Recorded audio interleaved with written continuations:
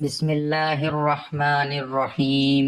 میت پر رونے والی عورت کو ملک الموت کیا کہتا ہے؟ ہوشیار، رسول اللہ صلی اللہ تعالی علیہ وسلم نے ارشاد فرمایا، ترجمہ: کیا تم سنتے نہیں ہو؟ بے شک اللہ نہ آنسوؤں سے رونے پر عذاب کرتا ہے اور نہ دل کے غم پر، اور زبان کی طرف اشارہ کر کے فرمایا، ہاں اس کے سبب عذاب فرمائے گا یا رحم فرمائے گا۔ اور بے شک مردے پر عذاب ہوتا ہے اس کے گھر والوں کے اس پر نوحہ کرنے سے۔ اس حدیث پاک میں 3 چیزوں کا بیان ہے: آنسوؤں سے رونے اور دل کے غم پر پکڑ نہیں، بلکہ ان دونوں پر ثواب ملے گا اگر رحمت کی جہت یعنی رحمت کی وجہ سے ہو، جیسا کہ مرقات میں علامہ علی قاری علیہ رحمہ اللہ باری نے بیان فرمایا۔ البتہ زبان سے اگر قابل گرفت بات کی تو اس پر عذاب کا استحقاق ہے، جیسا کہ میت پر نوحہ کرنا یعنی چلا کر رونا اور جزا فضا کرنا، اور اگر اچھی بات کی تو ثواب ملے گا۔ گھر والوں کے نوحہ کرنے سے میت کو عذاب ہوتا ہے۔ عذاب سے مراد وہ دکھ و تکلیف ہے جو میت کو اس وقت حاصل ہوتا ہے جب گھر والوں کا چلا کر رونا سنتی ہے۔ تحت الحدیث حضرت عبداللہ بن عمر رضی اللہ تعالی عنہم نے کہا کہ رسول کریم علیہ الصلاۃ والسلام نے فرمایا کہ خبردار ہو کر سن لو کہ آنکھ کے آنسو اور دل کے غم کے سبب خدائے تعالی عذاب نہیں فرماتا، اور زبان کی طرف اشارہ کر کے فرمایا لیکن اس کے سبب عذاب یا رحم فرماتا ہے۔ اور گھر والوں کے رونے کی وجہ سے میت پر عذاب ہوتا ہے جبکہ اس نے رونے کی وصیت کی ہو یا وہاں رونے کا رواج ہو اور اس نے منع نہ کیا ہو، یا کہ مطلب ہے کہ ان کے رونے سے میت کو تکلیف ہوتی ہے۔ حضرت ابن عباس رضی اللہ تعالی عنہم نے کہا کہ حضور علیہ الصلاۃ والسلام نے فرمایا کہ جو آنسو آنکھ سے ہو اور جو غم سے ہو تو وہ اللہ تعالیٰ کی جانب سے ہے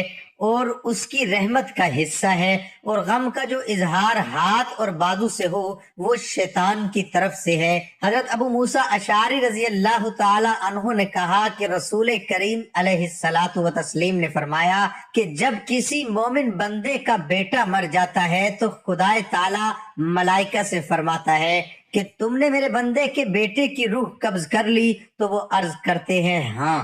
پھر خدا تعالیٰ فرماتا ہے کہ تم نے اس کے دل کے میوے کو توڑ لیا؟ تو وہ عرض کرتے ہیں ہاں۔ پھر خدا تعالیٰ فرماتا ہے اس مصیبت پر میرے بندے نے کیا کہا؟ تو فرشتے عرض کرتے ہیں کہ تیری تعریف کی اور ان للہ و ان الیہ راجعون پڑھا۔ تو خدا تعالیٰ فرماتا ہے کہ میرے اس بندے کے لیے جنت میں ایک گھر بناؤ اور اس کا نام بیت الحمد رکھو۔ ناظرین، جب کسی بندے کا انتقال ہوتا ہے اور اس میت پر جب لوگ رونا شروع کرتے ہیں، گھر کی عورتیں جب اس پر چیخو پکار کرتی ہیں، ملک الموت جو بندے کی روح قبض کرنے کے لیے آئے ہوتے ہیں اور اس کی روح لے کر گھر سے نکل رہے ہوتے ہیں، اور اس وقت جب لوگوں کی چیخو پکار سنتے ہیں تو وہ پلٹ کر گھر کی طرف پھر سے واپس آتے ہیں اور ایک ایسا جملہ کہتے ہیں جسے سن کر آپ حیران رہ جائیں گے۔ وہ جو فرماتے ہیں اس وقت کو آپ مد نظر رکھیے کہ جب اللہ تعالیٰ نے حضرت آدم علیہ السلام کو پیدا فرمانے کا ارادہ فرمایا تھا کہ آدم علیہ السلام کو پیدا کریں گے تو زمین پر سارے فرشتوں کو بھیجا تھا، حضرت جبرائیل کو، حضرت میکائیل کو، حضرت اسرافیل، کہ جاؤ اور زمین سے مٹی لے کر آؤ، اس سے ہم آدم علیہ السلام کو پیدا کریں گے، اس سے ساری کائنات بنے گی۔ تو ان تینوں فرشتوں کو زمین نے قسم دے دی کہ تمہیں اللہ کی قسم مجھے مت لے کر جاؤ، کیونکہ میرا خمیر کسی انسان کے اندر موجود ہوگا اور وہ انسان اللہ کی نافرمانی کرے گا، اور مجھے یہ گوارا نہیں ہے کہ نافرمان بندے کے اندر میرا خمیر موجود ہو۔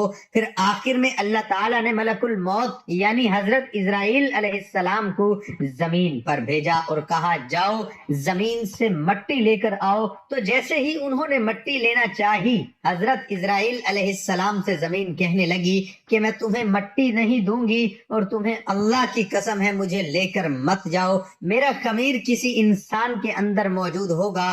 پھر وہ انسان اللہ کی نافرمانی کرے، یہ بات مجھے برداشت نہیں۔ تو حضرت ملک الموت نے فرمایا کہ جس کی تو قسم دے رہی ہے اس کے حکم سے آیا ہوں۔ اور پھر حضرت اسرائیل علیہ السلام نے مٹھی بھر مٹی کو لے کر اللہ کی بارگاہ میں پہنچ گئے۔ تو اللہ تعالیٰ نے فرمایا کہ اے اسرائیل، آج سے تم اس مخلوق کی جو آج میں اس مٹی سے بناؤں گا، جو آدم علیہ السلام کی نسل ہوگی، اس سے جو پوری کائنات پیدا ہوگی، ان کی روحیں نکالنے کا جو کام ہوگا وہ تمہارا ہوگا۔ تو حضرت اسرائیل علیہ السلام پریشان ہو کر کہنے لگے، اے پروردگار عالم، اتنا ذمہ داری والا کام میرے ذمہ مت کر، کیونکہ میں تیرے حکم سے کسی کی روح کو نکالوں گا تو وہ بندہ مر جائے گا۔